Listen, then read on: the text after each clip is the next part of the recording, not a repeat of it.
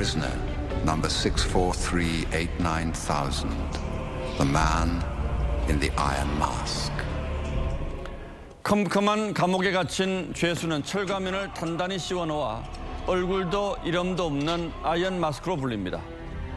듀마의 소설과 디카프리오의 영화는 왕자를 놓고 뒤바뀐 쌍둥이 형제의 운명을 그립니다. Back to the prison you shall go, and into the mask you hate. 철가면은 북한이 철면피와 같은 뜻으로 대남 비방에 쓰는 선전 용어이기도 합니다.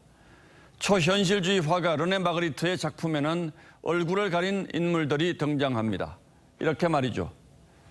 우리가 일상에서 보는 대상은 항상 무언가의 뒤에 감춰져 있다는 뜻이라고 합니다. 이미지는 환상일 뿐 일종의 조작이라는 이미지의 배반 연작도 유명합니다. 파이프를 그려놓고 이것은 파이프가 아니라고 하고 사과를 그려놓고 이것은 사과가 아니라고 합니다. 청해부대 사태와 관련해 어제 대통령이 군에게 한 질책은 이 문제를 겸허히 받아들이고 있다는 표시며 스스로에게 다짐하는 말씀이라고 청와대 소통수석이 말했습니다.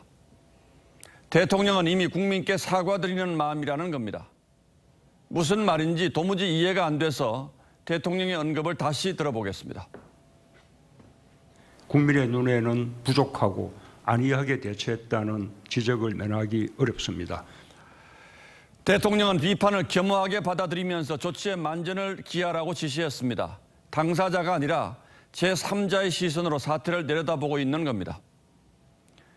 청해부대를 보내놓고 군과 정부가 얼마나 안이하고 나태한 무계획, 무책임으로 일관했는지 그리고 사태가 터진 뒤 설명도 얼마나 변명투성이었는지가 잇따라 드러나고 있습니다. 그런데 대통령은 자신은 뒤로 빠진 채 그나마 군 질책도 미지근하게 했습니다. 문제를 겸허히 받아들이는 자세와 스스로에 대한 다짐은 아무리 봐도 보이지가 않습니다.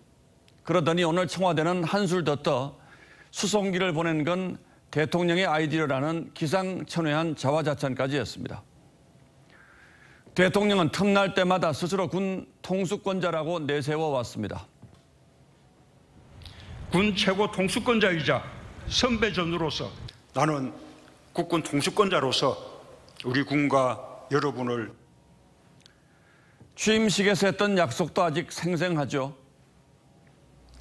잘못한 일은 잘못했다고 말씀드리겠습니다.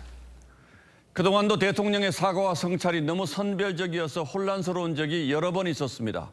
그런데 어제 대통령의 언급에 대해 국민께 사과드리는 마음이라는 해석까지 나온 거 보니 머릿속이 더 흥크러집니다. 르네 마그리트의 이미지의 배반을 떠올리게 하는 초현실적인 안목입니다.